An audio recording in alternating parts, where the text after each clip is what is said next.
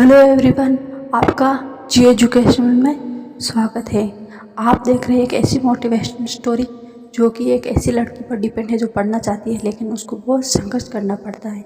तो स्टोरी को स्टार्ट करने से पहले आप चैनल को सब्सक्राइब कर दें और वीडियो को लाइक करें और कमेंट बॉक्स में कमेंट करें, जिससे कि हमें टाइम पर जो है मोटिवेशन मिलता रहे और ऐसी ही स्टोरी आपके लिए लेकर आए। तो चलो स्टार्ट करते हैं। एक लड़की थी अनाया नाम की।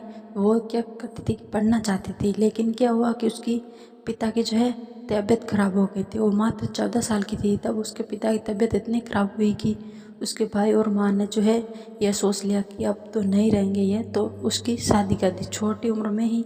यानी कि ये कहा जाता है ना कि पिता के जीते जी लड़की की शादी हो जाए तो अच्छा माना जाता है, इसीलिए यही सोचकर जो है उस लड़की की शादी कर दी। यानी कि पिता के हाथ से कन्यादान हो जाएगा तो अच्छा रहेगा, ये सोचकर उसकी 14 साल में शादी कर दी। और 16 साल की उम्र में आते आते जो है उसके बच्चे हो गए। और ऐसे करते करते 17 की एज में जो है उसके 2 बच्चे हो गए। तो और फिर जो है वो गृहस्थ जीवन में पूरी तरह से पढ़ चुकी थी और छोटी उम्र में जो है उस पर बहुत सारी जिम्मेदारियाँ आ गई थी। अब वो पढ़ना चाहती है लेकिन अब क्या करे, सब कुछ तो अपोजिट हो गया और नहीं पढ़ पाई और बहुत पिछड़ गई थी।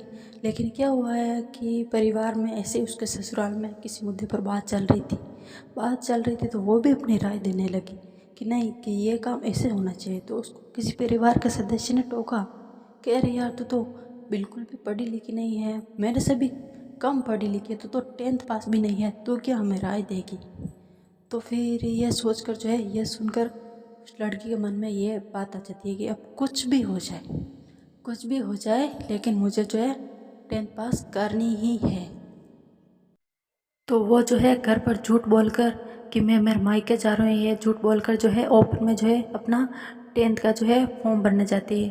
10th का फॉर्म भरने जाती है तो वहाँ से बोला गया कि आपको किसी गवर्नमेंट सर्वेंट के जो है इस पेपर पर जो है साइन करवाने होंगे, फिर ही जो है आप 10th में एडमिशन पक्का हो पाएगा। तो फिर वो उसने सोचा क्यों ना मेरे फ्रेंड के करवा दूँ। तो उस दिन तो वो वापस उसके ससुराल चली गई। लेकिन क्या हुआ कि दूसरे दिन वापस उसने बोला मैं आज भी मेरे मायके जा रही हूँ, कुछ काम है, जल्दी आ जाऊँगी। तो सोचा क्यों ना मेरे फ्रेंड के साइन करवा दूँ, वो भी तो गवर्नमेंट जॉब में। तो वो वहाँ से गई और उसके सिग्नेचर करवा के लाई। उसके मायके तो गई नहीं, डायरेक्ट उसकी फ्रेंड के घर गई और वहाँ से सिग्नेचर करके वापस जो आई तब तक तो बहुत लेट हो गए थे। तो उसने सोचा क्यों ना मैं मेरे मायके चली जाऊँ, बहुत लेट हो गया, ससुराल में सब डांटेंगे। तो वो ऐसे करके मायके चली। मायके गई तो वहाँ देखा तो ससुराल वाले, उसके हस्बैंड, उसकी सास और सब कुछ जो है उसके मायके में ही थे, यानी कि मायके आ चुके थे।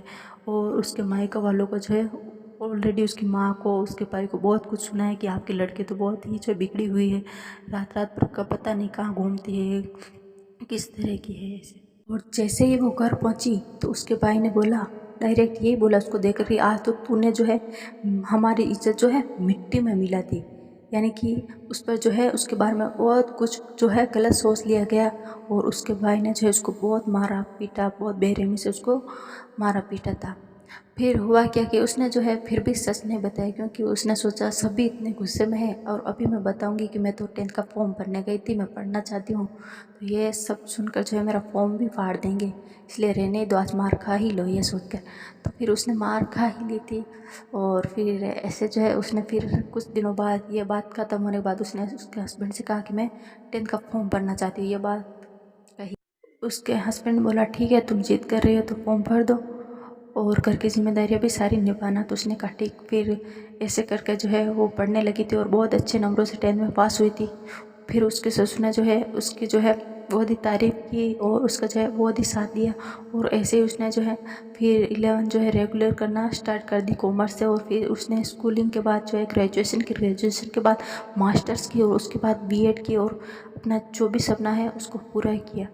तो इसी तरह दोस्तों कभी भी हार नहीं माननी चाहिए। और आपको जो है इस कहानी से क्या सीख मिली ये कमेंट बॉक्स में बताएं और हमें इसी तरह से सपोर्ट करते रहिए। Bye bye.